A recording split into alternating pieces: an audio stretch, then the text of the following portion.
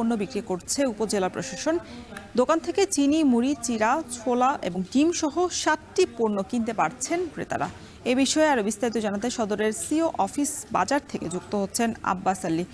আব্বাস, কত টাকা এসব পণ্য কিনতে পারছেন ক্রেতারা, বিস্তারিত জানাবেন। রওশন, রোজা শুরু ২ দিন আগে থেকে নিত্য প্রয়োজনীয় বিভিন্ন যেসব পণ্য রয়েছে সেগুলোর বাজার ঊর্ধ্বগতি। আর এই ঊর্ধ্বগতির বাজারে নিম্ন এবং মধ্যবিত্ত আয়ে যারা মানুষ রয়েছেন তাদের সুবিধার জন্য জেলা প্রশাসনের পক্ষ থেকে ন্যায্য মূল্যের দোকান চালু করা হয়েছে। অর্থাৎ জেলার ১১টি উপজেলায় এসব দোকান চালু করা হয়েছে। গত শুক্রবার এখানে আ আ নিম্ন এবং মধ্যবিত্ত আয়ে যারা মানুষ রয়েছে তারা খোলা বাজারের তুলনায় বলা যায় যে ৫ থেকে ৳১০ কমে এখানে পণ্য কিনতে পারবেন।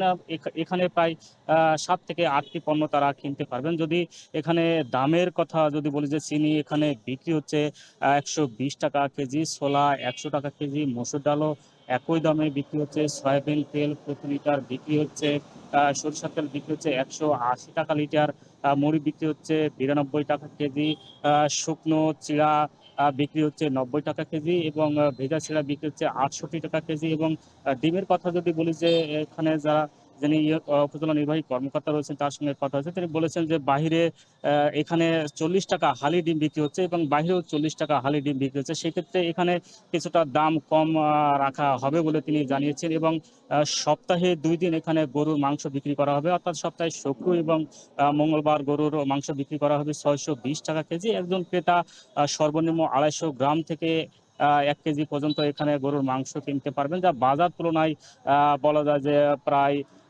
৮০ থেকে আ আ আ ৳১০০ কম একজন ক্রেতা এখানে পণ্য কিনতে পারবেন এবং বলা যায় যে এই দোকান চালু যারা নিম্ন আয়ের মানুষ রয়েছেন তারা মোটামুটি এখানে স্বল্প দামেই তারা এখানে পণ্য কিনতে পারছেন এবং উপজেলা নির্বাহী কর্মকর্তার সঙ্গে কথা হচ্ছে তিনি বলেছেন যে এই ন্যায্য মূল্যের এই দোকানটি এই রোজার পুরো মাস চালু থাকবে। যদি চাহিদা ভালো থাকে আরো কিছু পণ্য এখানে যোগ করা হবে বলে তিনি জানিয়েছেন। অর্থাৎ বলা যায় যে এখানে গরুর দুধ বিক্রি করার কথা এখনো যদিও শুরু হয়নি, তবে সামনের দিন গরুর দুধ বিক্রি করা হবে বলে জানিয়েছেন।